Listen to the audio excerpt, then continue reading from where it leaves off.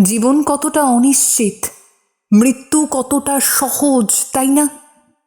যে মানুষটা কয়েক ঘন্টা আগেই শুটিং করছিলেন প্রাণোচ্ছল হাসি নিয়ে, সেই মানুষটা আজ আর নেই, এখন আর নেই। শুটিং করতে গিয়ে তালসারি সমুদ্র সৈকতে মৃত্যু হল রাহুল অরুণোদয় ব্যানার্জির। বয়স মাত্র 42। সিরিয়ালের শুটিং করতে গিয়ে এভাবেও চলে যায় মানুষ। মানুষের জীবন এতটাই ঠুনকো, এতটাই অনিশ্চিত। ঠিক কি ঘটেছিল সেই মুহূর্তে? কেনই বা এভাবে চলে গেল তরতারি? শোনা গিয়েছে একটি বেসরকারি চ্যানেলের টিভি সিরিয়ালের শুটিং করতেই তালসারিতে গিয়েছিলেন রাহুল। জানা গিয়েছে জলে নেমেছিলেন তিনি, আর কিছুক্ষণের মধ্যেই তলিয়ে যান অথবা চোরাবালিতে আটকে যান। বিভিন্ন সংবাদ মাধ্যম থেকে পাওয়া তথ্য বলছে প্রায় 1.5 ঘন্টা পর তাকে উদ্ধার করা সম্ভব হয়। টেকনিশিয়ানরা জানিয়েছেন উদ্ধারের সময়ও তিনি নাকি জীবিতই ছিলেন, কিন্তু হসপিটালে নিয়ে যাওয়ার পথে শেষ নিঃশ্বাস ত্যাগ করেন রাহুল। কিছু মানুষের দাবি শুটিং চলছিল, কিছু শট বাকি থেকে গিয়েছিল। যদিও বহু সংবাদ মাধ্যমে প্রকাশিত খবর আবার বলছে প্রোডাকশন ম্যানেজার জানিয়েছেন ঘটনাটি ঘটেছে প্যাক আপ হওয়ার পর।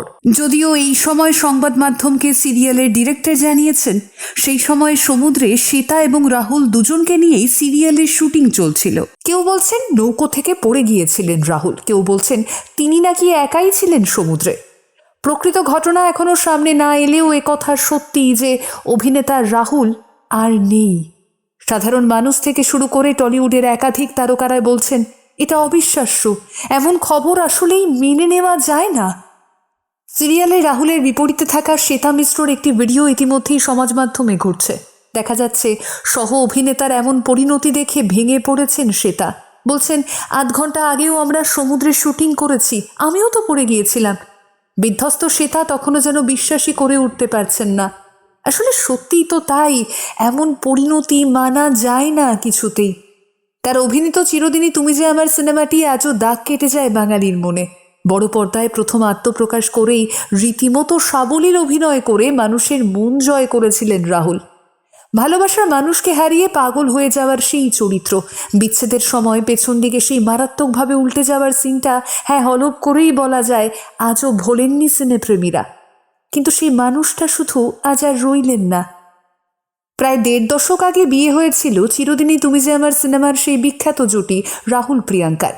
পরবর্তীতে জন্ম নেয় তাদের এক পুত্র সন্তান। মাঝে বিচ্ছেদ এসেছে, আলাদা হয়েছেন দুজনে, কিন্তু সন্তানকে বড় করার লক্ষ্যে দুজনে ভোলেননি মা বাবার দায়িত্ব পালনের কথা।